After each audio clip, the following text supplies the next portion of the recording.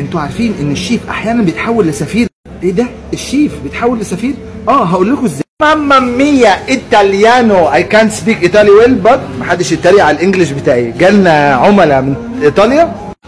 اوكي، هاو يو فايند اور فود؟ honestly. Really good. Really perfect. You like our food? Yeah, perfect. Say welcome to Italian. From which country of Italy? Milan. Milano. From where? Milano. Neba.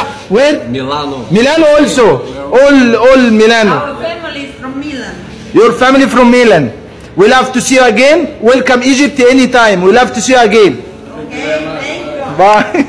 بحكم وجودي جنب مكتبة اسكندرية بتجيلي جاليات من كل أنحاء العالم، إيطاليا، ألمانيا، فرنسا، إنجلند، بلاد كتيرة جدا، لكن إحساس الضيافة بتاعك لما بيكون عالي فأنت بتعبر عن بلدك وكمان عن المطبخ المصري بتاعك. انتوا عارفين ان انتوا في مطعم العم بقالي بيقدم حاجات كلها تراديشنال مصرية حتى النخاع. لما العميل يختار من الايتم بتاعك ويحس ان انت عندك ضيافة عالية وترحاب عالي بيحب ان هو يجي البلد دي مرة واتنين بعشرة.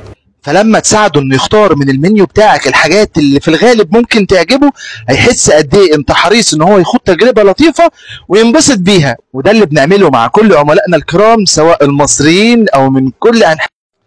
ما ينفعش بقى يجي من ايطاليا لحد اسكندريه يجرب الاكل بتاعنا وانت لسه قاعد مكانك. قوم يا عم اعمل اوردر. ده مطعم بقالي، مطعم متخصص في سندوتشات البقاله وطاسات الجبنه السايحه.